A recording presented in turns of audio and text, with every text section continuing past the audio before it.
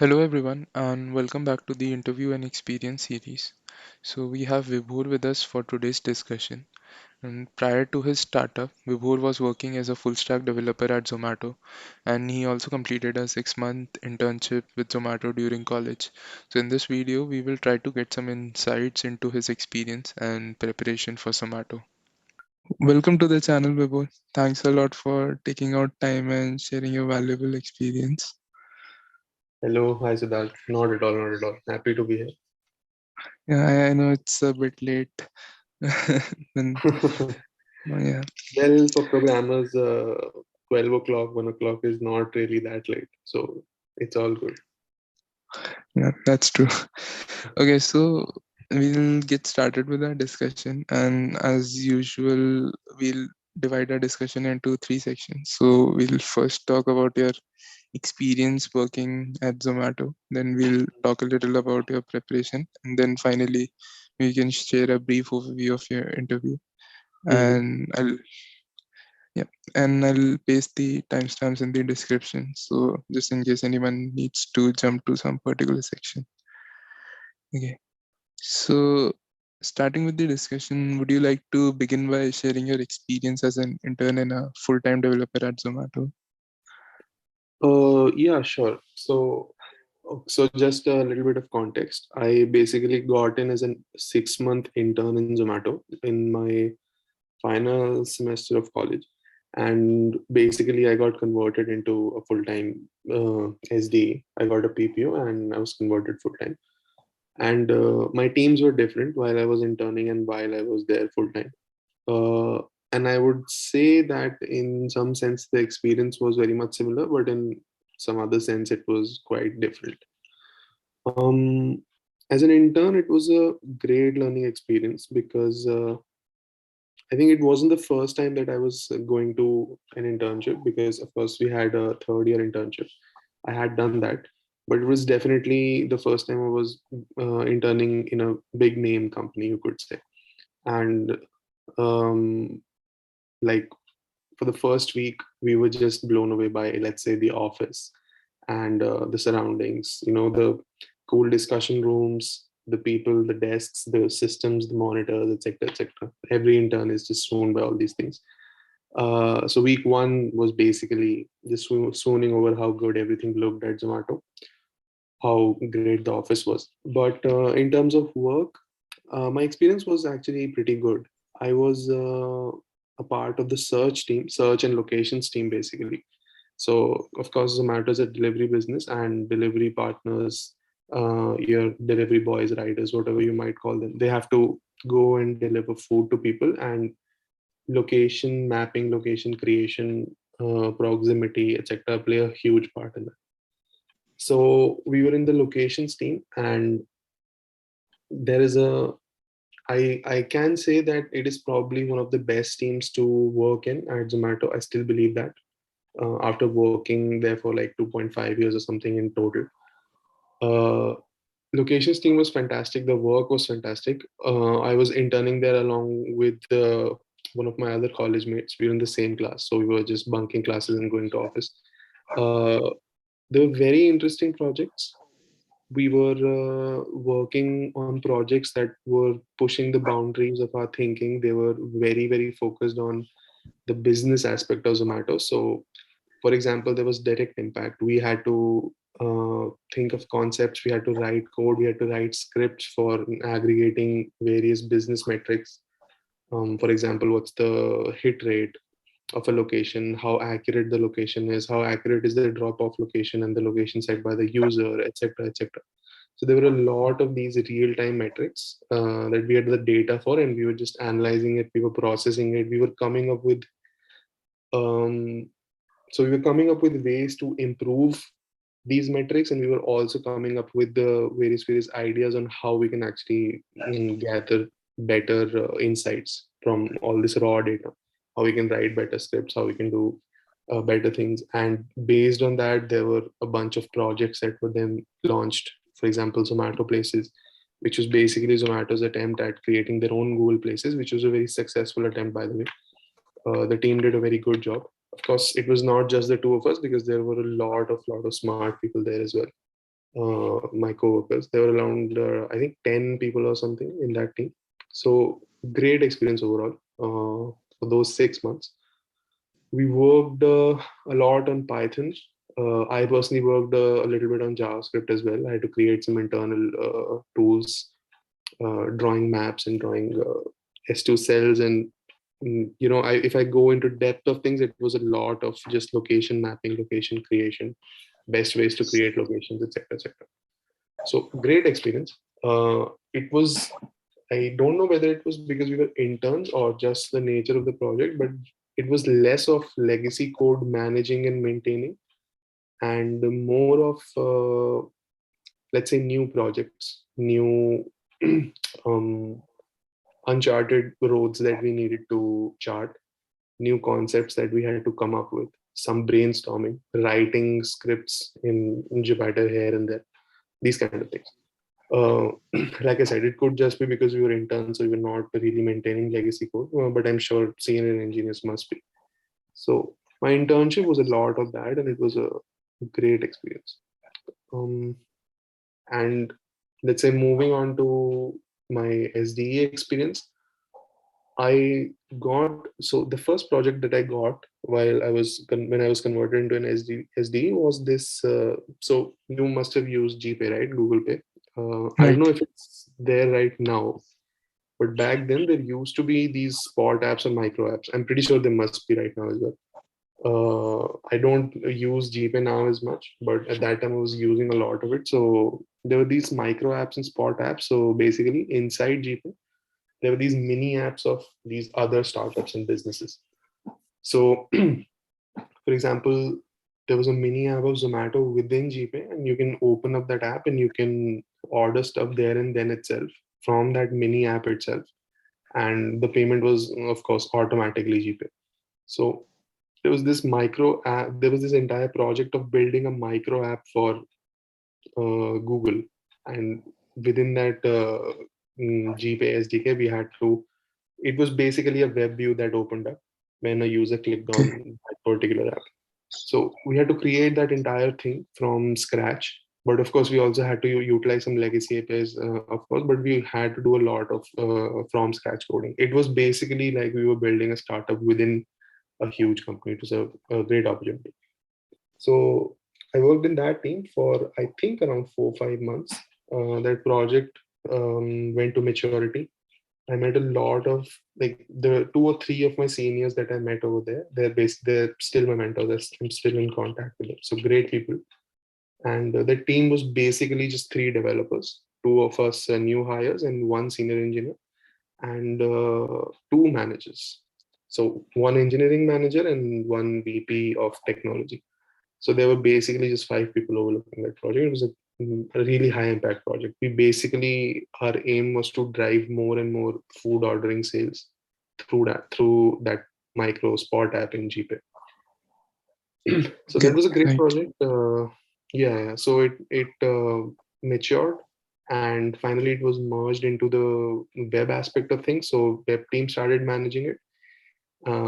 So then I switched on to the web team. So after, let's say, 4 or 5 months of work in this project, I switched to the web team. And I was in the web team for, I think, 6 months or 7 months, maybe even more. I don't exactly remember. And the web team, the work of the web team is, as you may guess, the website part of it, everything.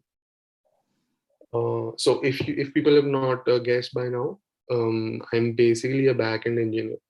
uh, I could say I'm a full stack engineer, but I don't want to, because yes, I can build front end, but I don't believe that full stack engineers, uh, you become a full stack engineer by just learning a little bit of front end and being able to build it. You need some knowledge and depth of front end as well. So I won't say I'm a maestro of front end, but yes, I would say that yes, if you say that you have to make an app using React, I can make it. So I'm basically a backend engineer, but have some experience in front end. So and because I've coded in JavaScript a lot, like during my college days, all I did was JavaScript. So React was basically the technology they used in their website. So React kind of came easy to me. So it was a good spot for me. The web team, there was a lot of learning, a lot of It was a huge React project, which did actually take some quite a bit of time to get used to. So I'd never worked on a JavaScript project this big before, because everything we were building from scratch until this point. So a lot of good learnings. We maintained the entire web flows. We built a lot of new things into it, online ordering related.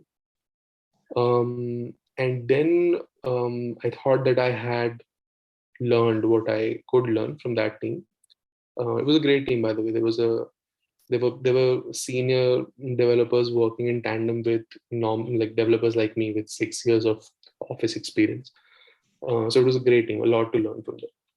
And then I moved on to a team which is known as the live order team. So live order team. So a little bit of Zomato jargon here. So there's three things. There's a crystal screen. So crystal screen is basically the screen that you see after you place your order, which is the map screen, basically the map that shows where Okay. your rider is, etc. So that's the crystal screen, and that is also the live order screen. So live order team basically works on that one screen, but not the app part, the backend part. So I was in that team, and live order team was actually a very small part of what is known as the POX team, which is the post ordering experience team, and it is a huge team. So everything that comes in your flow after you place the order, after you tap that place order button, comes in the ambit of POX team. So it is live order, it is chat, support, n number of things. The entire rider flow, a lot of things. So POX is a huge team. I was part of the live order team, and that was the first time where I dealt with an actually huge code base, which was written in JavaScript and PHP and a little bit of Python here and there. And a lot of my work included maintaining legacy code, but also adding features, incremental features here and there, and building huge features. So basically, I would say that that one team was probably everything I could dream of. They are doing great work in not only maintaining the current flows, but also building really cool stuff on top of those flows. So great experience there.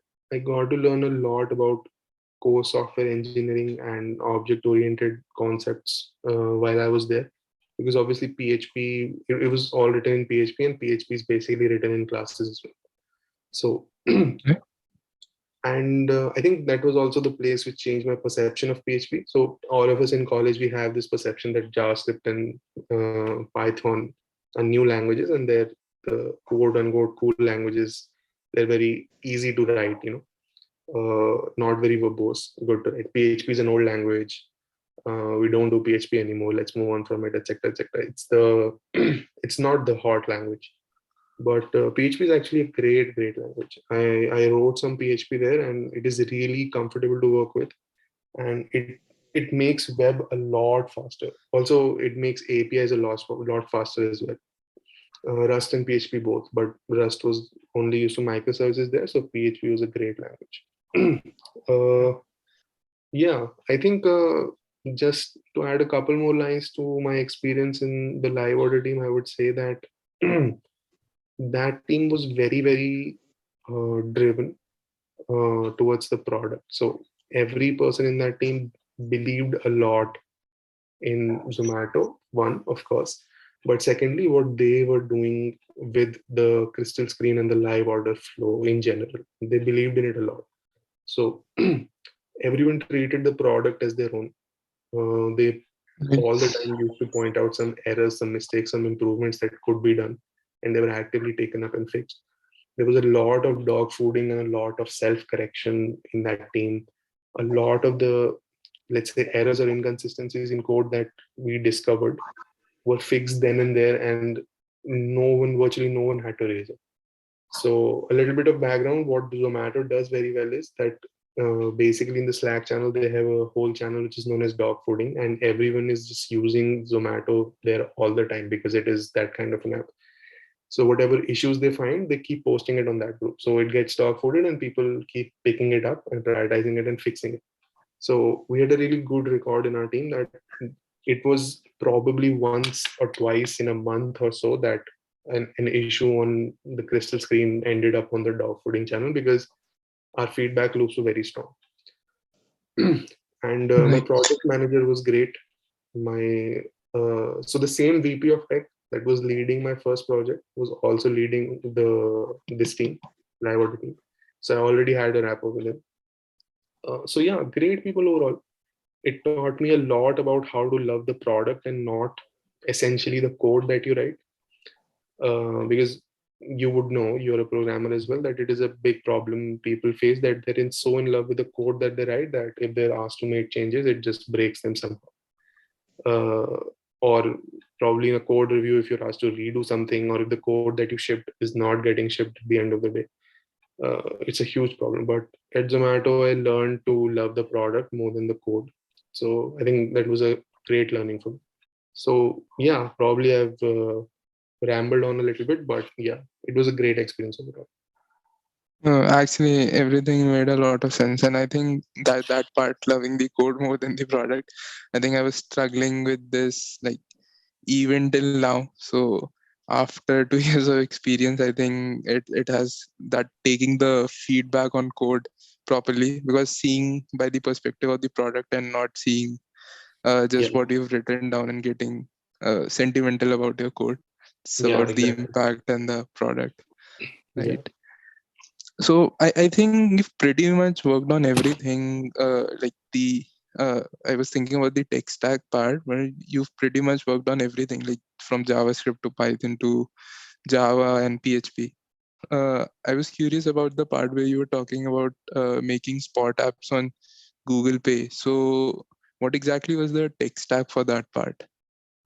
Oh, it was very simple JavaScript actually. It was a React app that was so basically Google had exposed an SDK to us, Okay. their own SDK, and we had to embed our SDK in that React app, which basically, so what that SDK basically did was it consumed a React app, exposed it to their APK, and the context of the React app then got infused with the context of their SDK, and their SDK, I think, in the background just opened a web. So everything that we're running in a React app gets then injected into their web view environment. So all the code that they need to inject from the SDK to a React, whatever we are consuming from their SDK, just gets consumed anyway. So it was, so like I said, because it was coding like a web view, we could basically just use React for it. I don't think we used React for it. I think we, I think we used, uh, I think we used Vue.js for it, if I'm not wrong, but Okay. it's basically the same thing. I mean, you could use any JavaScript framework because that is what they expose to us.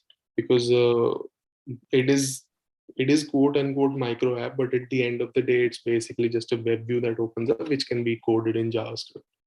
So that was basically the concept. Makes sense. And for the But part where you were saying that in college we used to think Python and JS is cool, and I don't think anyone coded in PHP or learned PHP. yeah, I I don't think think so. Yeah, everyone yeah, just I don't started with think C++. Some people started with Java. I did not, but a right. lot of people started with Java as well. And then Python and JavaScript was it. And then later on, I mean, it's still going on. There's a uptick of Golang, which by the way, Zomato also Yes, uses in microservices. They use Golang to build microservices. I was exactly building up to this, that the Yeah, college students today might not relate to that cool Python and JS being cool language. I think Golang is on the rise right now, and in yeah, colleges also people are picking up Golang. yeah, yeah. Oh, yeah. You're absolutely right. I mean, I'm talking about the time when we were in college. So Yes, let's say, right. so we graduated 2 years ago. So this is like 4 years ago when people thought Python and JavaScript is cool. At this point of time, I actually don't know. People could be very much after Golang. You're absolutely right. Right. And one more thing which I wanted to ask. So as you mentioned that you were doing this 6 month internship with college, and there are Mhm. many colleges just like ours which do not give you an option to take a semester off so that you can pursue a 6 month internship. So Mhm. like how did you manage it with college, considering specifically your branches? So like your background or your electronics branch is the Yeah, one of the most heaviest branches. yeah. So I will say this that the quote unquote advice that I give now, or the experience that I share, might not be the optimal one, because I made decisions that made sense to me at that point of time. But yes, we were not allowed to go to a 6 month internship. It was not permitted. So we did this in, if I'm not wrong, eighth semester probably, or yeah, it was an even semester, so eighth semester. So we did this in eighth semester, uh, and let me tell you, it was pretty difficult. But what helped us was, if you remember, when was the COVID lockdown? It was in March, mid, right? Was it? March, right? Yeah. Yeah, March. So I would say that we were incredibly lucky in that sense, because what we were doing was, so I got this internship in February around, let's say Right. February beginning or something, February beginning of February mid. And at that point of time, what I used to do is I used to skip classes. I had, so two of my teachers, I think there were a couple of labs, and with all the lab teachers, I had a decent rapport. So I had told them upfront that, okay, I'm interning at Zomato, and please tell me what will it take, from the bare minimum that it will take for me for you to not hold me back this semester. And I think they just told me that you have to attend like four, I think four labs or something, 4 or 5 labs or something, and just show up for the tests whenever they happen. So I was like, okay, and complete the files, of course, because that is all that they care about. So it was 4 labs, and the 2 days that the labs were, um, I actually talked to my manager at Zomato. I told them ki there will be labs in a couple of days, so here and there we might take some leaves on lab days only. And because my manager was so great, if I can mention his name, is he's basically, his name is Sumanshu Dwivedi. You can look him up at LinkedIn. I think he's still at Zomato. He was at Zomato when I left. Great guy. We talked to him and he was really chill about it actually. So this is something that I will suggest people to whoever is watching, that you can talk to your manager. They're very nice people, and they'll definitely make some adjustments around you, so that you fit into the team well. So we just upfront asked him that, can we do this? Can we, on Mondays or Thursdays we have lab days, so can we just skip those 2 days and come to office for 3 days? We were even willing to come to office on Saturday when we said we can make up for lost time, but we need to maintain our attendance. So I think what I did was, the days where my classes were maximum, my timetable was built in a way that 2 days were really hectic. So I went to Okay. college on those 2 days so that I could maintain some sort of attendance, and the other days I just bumped. And yeah, I think I kept this up. And because of this, I think one of my electives, I got really low. I think I was like 20-30% or something. And it was an IT elective only, if I remember. And I was really scared about it. But it was very lucky. I mean, it's horrible that COVID hit, of course, but it was very lucky for us, because if classes are stopped mid-semester, then no one really cares about attendance anymore. They just let Right. everyone through. So I will say that we got really lucky in that sense. But yeah, keeping it up for an entire semester might have been a challenge, because in the end, I probably would have to submit some medical certificates for a couple subjects here and there. It would have been Right. some sort of a challenge. But at that point, I was very like, it's fine. It's the final semester. Professors generally don't hold you back when you're in your final semester and that you're placed, because it also sort of creates an impression that, okay, you are placed in a great company. So in my campus placements, I was placed at Qualcomm, which in name is a great company. So it kind of makes an impression that, okay, this guy's placed at a great company, he's already placed, he's in the final semester, he's doing something with his time, so it's fine, we'll let him go. So they kind of have that kind of an attitude. But of course there are some professors who are extremely naggy, and I probably would have to submit some medical certificate. But yes, they're not allowed, and it was a difficult time to manage all this. Got it. Got it. So from all that you've mentioned, I don't think it makes sense to ask you to rate the work culture and team culture. I think both of them would have been really amazing for you. But like, how about the work-life balance?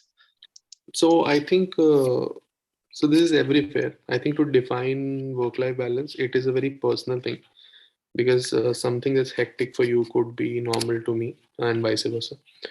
But I think so. If I just say it out bluntly, the office hours for Zomato were basically 9 to 7, but no one came in at 9, and a lot of people left before 7 as well. But there were a lot of people who went on beyond 7. So I think the culture there is, so the company basically operates like a startup, even though it is a decacorn now, I believe. It's more than that. So people do work late hours, uh, but you don't have to. I mean, no one is going to ask you to work late, but people do it anyway. So even if you're logged out by, let's say, 6, I mean, 5 might be a little bit too early, but let's say, so I'm talking here as a working professional. So if you're logged out by 6, no one is going to ask you to come back online at 8 or 9 or something, until and unless you probably have a meeting scheduled, or probably something breaks, production breaks or something breaks. Now, of course, there are some instances where you have to ship a feature quickly and it's been way past the deadline for a number of reasons, etc., where you might be expected to work a little bit beyond your normal working hours. But I think I think Zomato allows you to define your own work-life balance when you're at office. So they don't really pressure you into working. But at the same time, there are a lot of people who are basically just working for close to 10 hours a day, maybe even 12. Senior people, I've seen SDE2 people who are really, really driven, working for 12 hours a day. They're online at 10 in the morning and they're going at 12, uh, you know, midnight. Right. But that was more of a COVID thing, I also think. And because I spent most of my time at Zomato during COVID, so I could have a little bit of a biased view, because in COVID in general people could not draw boundaries between a personal life and an office life. But once office opened up, so I went there for let's say, I think 4 months of office. uh, it was very normal. People came in at 10, they left at 6, 7 maybe.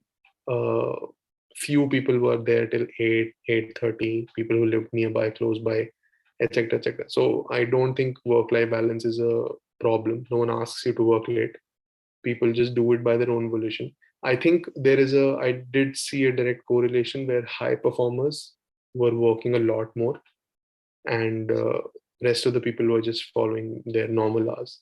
So I think there was this one thing at the company which just made me wonder that, whether working long hours is the key to learning more in the company. So I think that's about it, but it's not really a struggle. You can choose your hours. I mean, you cannot choose your hours in the sense you have to be there between 9 to 7, but you can choose to come and go as you like. I mean, the work-life balance is it was never a struggle for me. Got it. Yeah, that actually makes sense. And also another question is, so like you said that you worked on backend and also you had to work on front end. But apart from backend, front end engineering, and I'm guessing there has to be Android and iOS engineering as well. Yeah, I yeah. mean, that's obvious. So apart from these things, what are the other different roles or a domain for a software engineer in Zomato? Got it. So first of all, there is a huge Android team and a huge iOS team. Uh, Right. and of course, there's a huge backend team. I mean, the backend team is of course greater.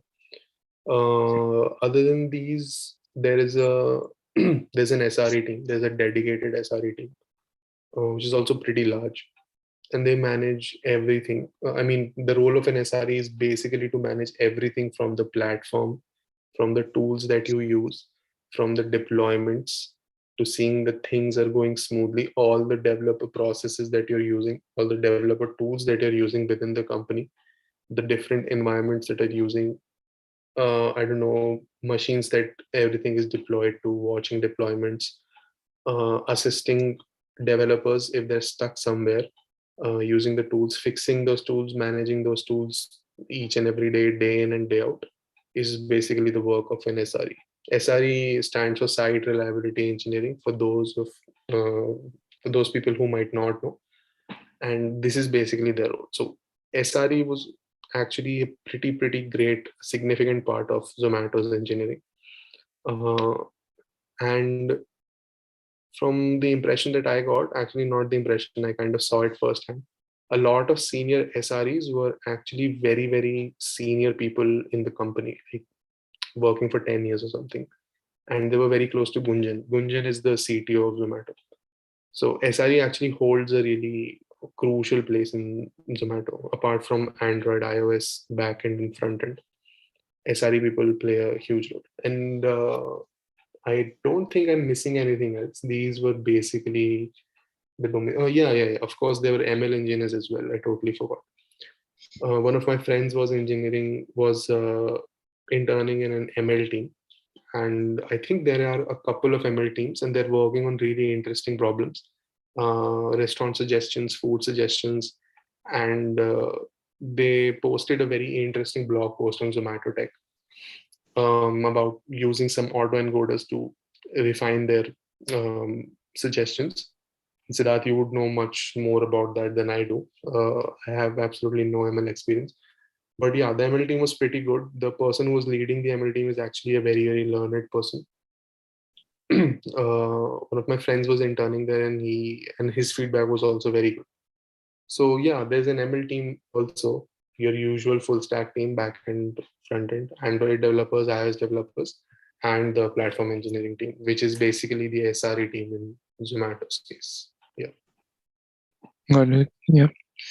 And like, how after your time in Zomato, like how would you rate the career growth in Zomato? So in terms of learning, I think it is one of the best places to be, like from what I can gather. But Hmm. in terms of other career progression Hmm. related metrics like increments and promotions and all, Hmm. so how would you rate Zomato? I think it was great. The increment cycle was actually pretty good. So increment cycles came every 3 months, but of course everyone was not appraised every 3 months, because I think even the best performers, the star performers, at least had to wait 6 months before they could get appraised. But people would generally get appraised in, let's say, 9 months to 12 months. And the appraisals are pretty significant. I mean, there's a good chance that you'll be, if you're doing decent work, there's a good chance you'll be appraised anywhere between 20 to 30%. So appraisals were pretty great.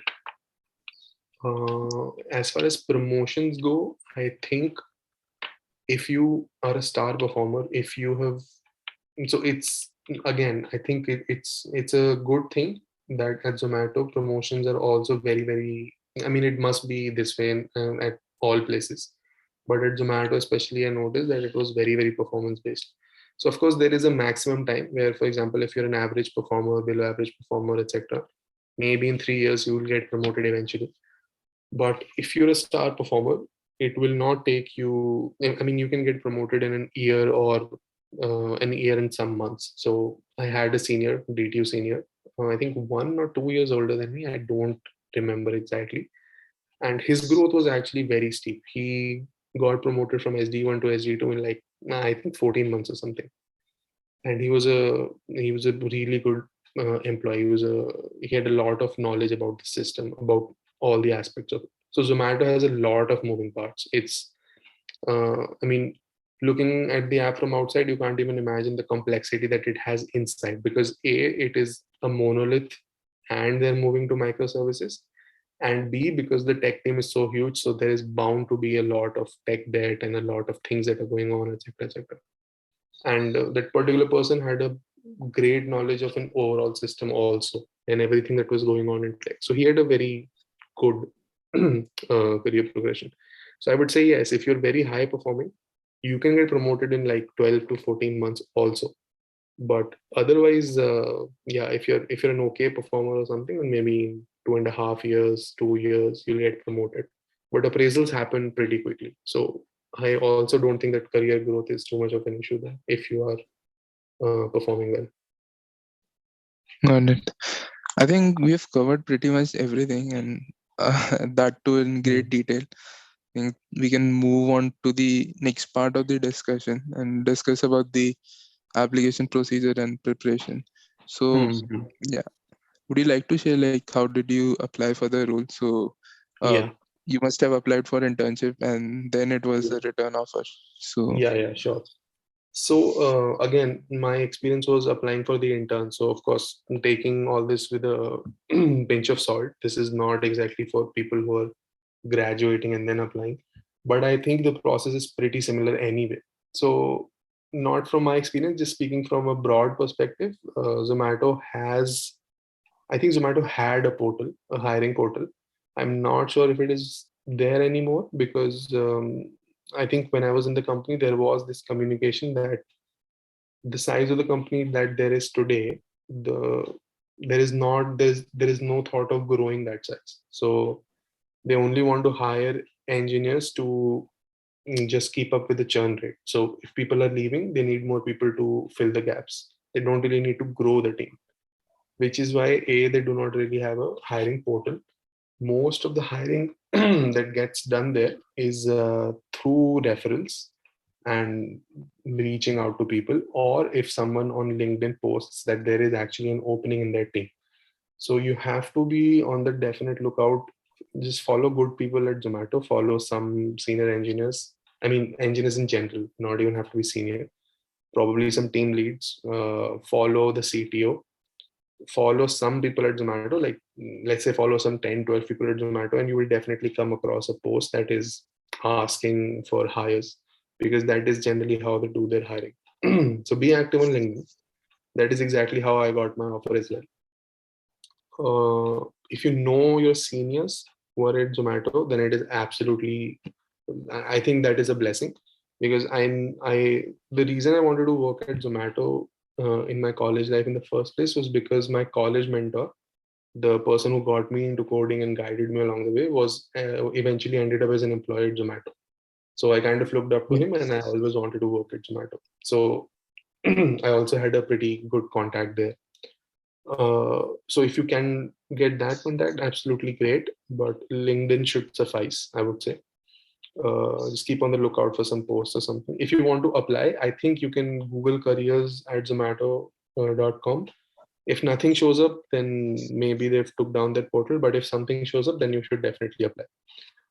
Uh, my personal experience, if we come to that, was exactly this. There was a LinkedIn post of Ayush Gupta. I think he's at Hotstar right now, and he had put out a post that they needed ML engineers to do some stuff with their locations thing. And I was desperate for a job slash internship because my placement was at Qualcomm, my campus placement. And as you know, D2 doesn't allow multiple placements. So what happened was I was desperate. I was looking for some internship in probably a PP or something. So even though they were asking for ML engineers and I knew absolutely nothing about ML, I still applied. And I wrote to him on LinkedIn that I know the opportunities for ML engineers, etc., but I'm a backend engineer. This and that. I would, if there is an opening, if there is some chance, I would love to talk. And Okay. to my surprise, a couple of days later, he reverted and he said, "Okay, let's get on a call. Or if you could come to office, that would be great." And that is how I got my foot in the door. And I went to office. We had a chat. I went to office twice or thrice, I believe. Yeah, I went there 3 times. Yes. No, I went to office twice. I had a call with him 3 times. There was a telephonic call as well, and we had a discussion, and then I was finally in. So this is kind of the application process that I followed. Okay, content. And any idea, like, has the hiring been affected by the recent, like the financial conditions, layoffs and all, or are they still backfilling at the same rate? Like, I can understand it. It has always been slow. They do not hire that extensively. They're just backfilling. But Hmm. like, are they still doing it, or is it a complete freeze like the other companies right now? Got it.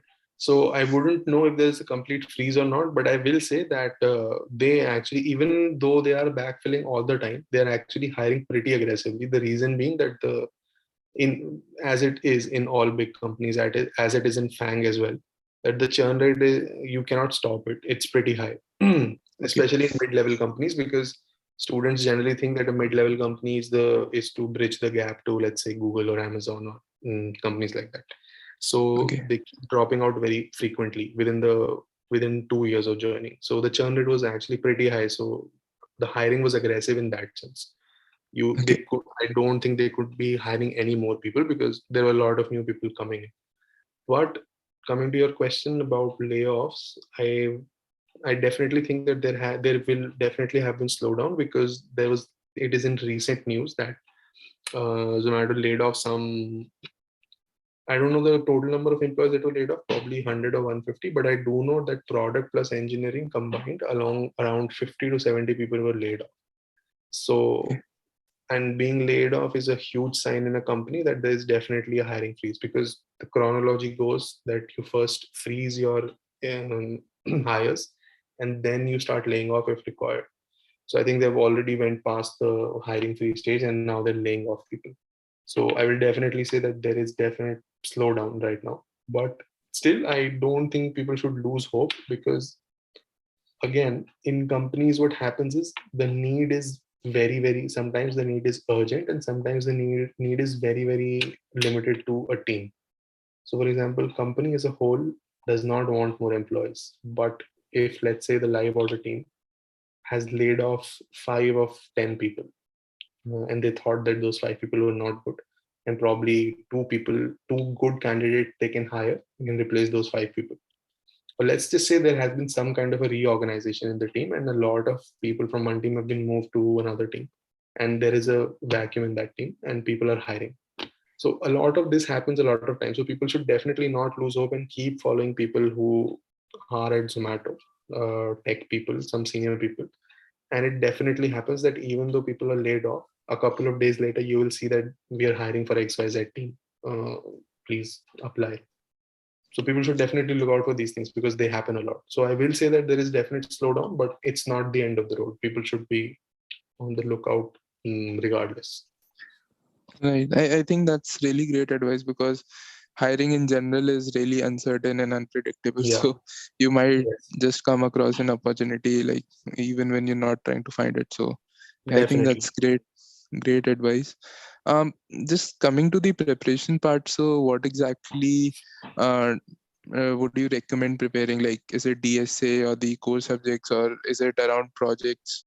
I would say that I think different kind of advice for people at different stages in their life. If people are still in college right now, I will say this in one line that Zomato hugely prefers people who have cracked GSOC, Google Summer of Code. There is a Okay. huge bias for people who have cracked GSOC. Uh, I mean, the reason being, of course, the GSOC is a very prestigious thing, and the ability to work on a project for an entire summer, collaborating and making an impact, is a huge thing. And getting in is difficult as well.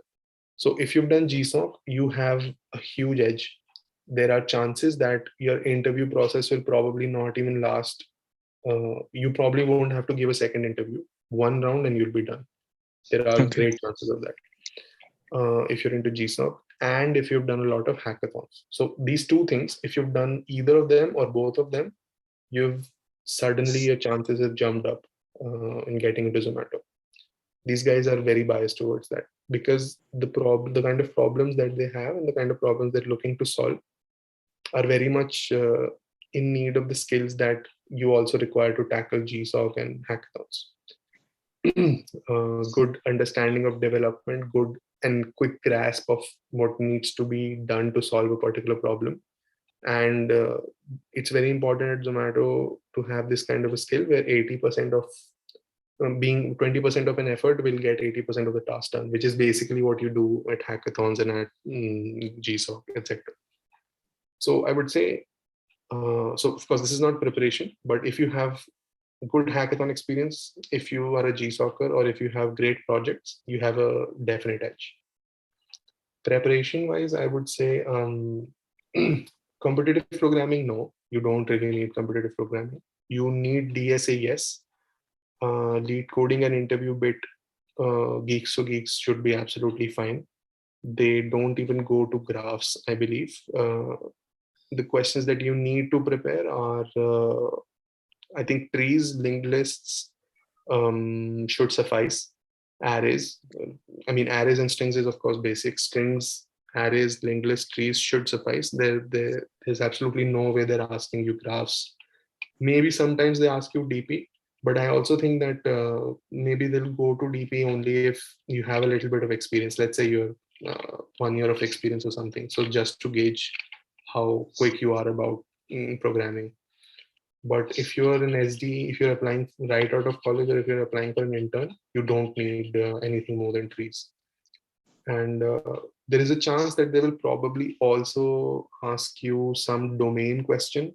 For example, some random question that there is this problem. There are, how will you solve? So I can't really put my finger on it, but let's say some problem based around a delivery partner starting from location A to location B and optimizing something around that line.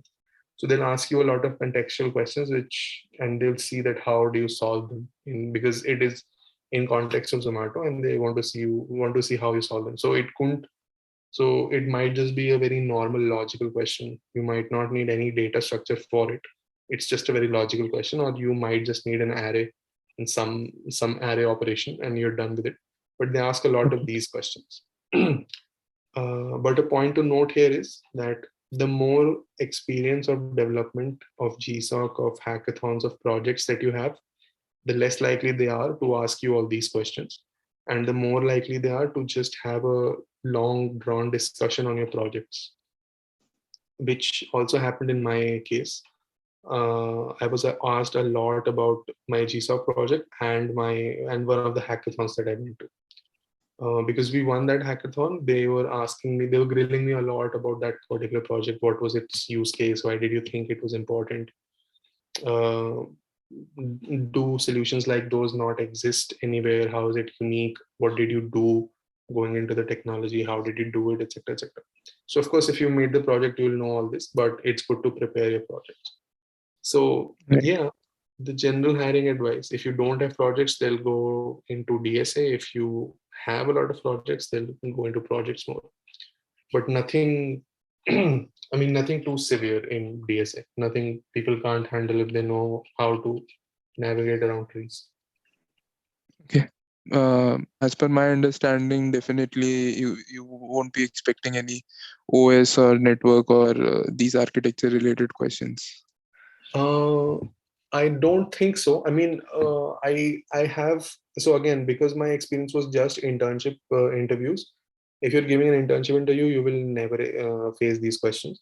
But if you're going for an, let's say Zomato has visited your campus, or if you're going for an on-site, you can definitely expect some OS questions. And it Okay. depends a lot on the interviewer actually. But you should definitely prepare them. OS and DBMS both, because I know some of because the interviews at Zomato are my seniors as well, their team leads, etc. So I know some people who have interviewed people at my college, and they do tend to ask these questions because they do tend to check some basic knowledge about software for people. So definitely, it is great if you know some OS concepts, some object-oriented programming here and there, some DBMS concepts. But I would suggest that you can prioritize them uh, at the bottom of your list. You can just revise them before your interview or something. It's not something that they will grill you on. There'll probably be some surface level questions, a little bit of depth, and nothing more. Got it. Got it. That makes sense. And I think with this, we have also covered the second part. So moving on to the third and last section of the video. So yeah, would you like to share a brief overview of the process you went through?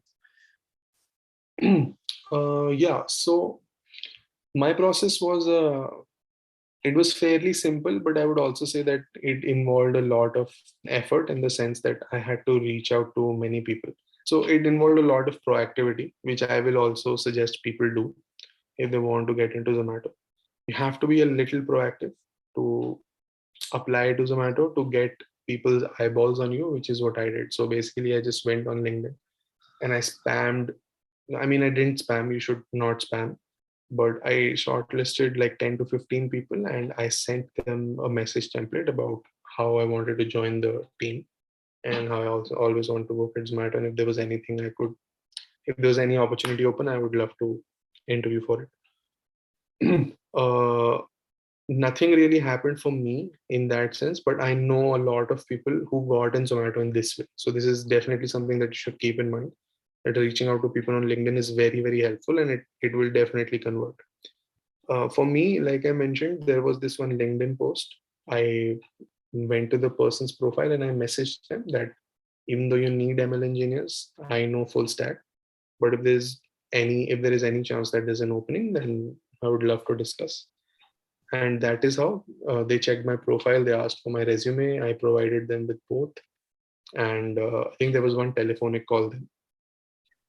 And the telephonic call was a very general call where we got to know each other. He got to know about what I have done, what I'm doing, just basic introduction. My field, my branch, what all I have done, number of projects I've done, what languages I've used, the sort of work that I've done, etc.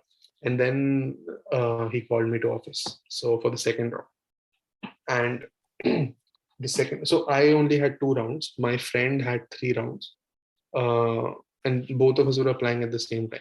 So I also have some context of my friend's interview experience. Maybe I'll share that as well. But I only had 2 rounds, so I went to the office, and so like I said, GSOCers and hackathon goers have a lot of edge. So I think it kind of played in my favor. So that entire discussion, I think the discussion started with a DSA question of a tree. It was a very basic question. I can't remember the question because it was 2.5 years ago. But I know it was a very basic lead code question that I had solved. I had seen the question before. So I was asked a question of trees. I was asked one linked list question. The linked list question, I remember, it was basically how to reverse a linked list in groups of K. Okay. Uh, Yeah. which is again pretty simple question if you've done it.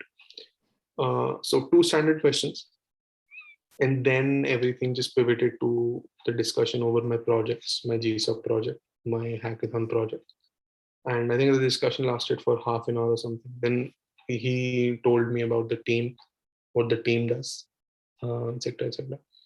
And I think then we were done with the interview, and we had a salary discussion. Uh, So salary discussion was of course not with him. The salary discussion was with an HR person. So the HR person stepped in, and there was a salary discussion. And then that was that. So I went to office one day, and everything was hacked up. So basically, I had one telephonic round and one normal round. Mm-hmm. And for my friend, office rounds were two. I think the first office rounds he was grilled on DSA questions. It lasted for 1 hour or something, 1 hour 15 minutes, something like that. I think he had three. I think he had 4 questions. Again, all linked list tree based, nothing too complex. And the next round was actually the discussion round where the senior engineer and the team lead was there, and they were talking about projects, and there was some discussion going around some things, the projects that he had done, hackathons, couple of hackathons he had gone to. Uh, so yeah, this was my overall process, and then I just I just joined and got a laptop, etc., etc., all that good stuff. Right. Yeah. The main thing, the Yeah, Mac. yeah. Oh yeah, definitely. It was the I think it was the Space Gray Mac. It was the first time I was using a Space Gray Mac. No. I think it was a Touch Bar Mac as well. Yeah, it was a MacBook Pro with the Touch Bar, and it was Space Gray. So I was absolutely floored because a kid in 8th semester of college, if he has access to College. this Yeah. device, the company is giving it. Yeah, it's a huge thing. So, yeah. Right. I think that's all from my side. Would you like to anything in case if I miss something? Um, Let me think for a second. I don't think there's anything that we've missed. I think I would just like to say that for Zomato as a company, that it's a. I think the culture of the company is really great. People around you are really trying to um, they're really trying to make you a better engineer, which, and I think the core principle, the core belief of the tech team in the company is also that if everyone is doing good tech, the company in general will progress. So there is a lot of emotion around teaching people. things. How do we bet? So people in general are very, very helpful there. So Right. I had a couple of senior engineers that are very helpful. So I think it's a great place to work in that sense. One, and second, that a lot that if you go to Zomato and you stay there for like say a month or 1.5 months, Zomato somehow will just mold you into thinking in terms of loving the product, doing anything you can to better the product, working on a business problem via code, so that you will actually feel very, very fulfilled in the sense that the code that you're writing has a real impact. Because Zomato has a way of it's I mean it is just how things are at Zomato, that every feature, everything, every line of code that you push, there's instant feedback because people are just ordering food all the time, Right. and the scale is so great. So there's instant feedback from users. So a 2 p.m. deploy goes, and 1 hour later you will know how your feature is performing via various tracking metrics, etc., etc. So because there is such a feedback loop, there's a very, very intense feedback loop. You really feel that your code is making a difference. And I think that that is one thing that stands out about Zomato for me. I mean, I've not really worked at a lot of companies, so maybe this is the case everywhere. But I can say for Zomato that I think people get a very good sense of making an impact there. So if people who are watching this, if they have that kind of a requirement from a company, I think Zomato is a great place to be if you really want to create impact through your work.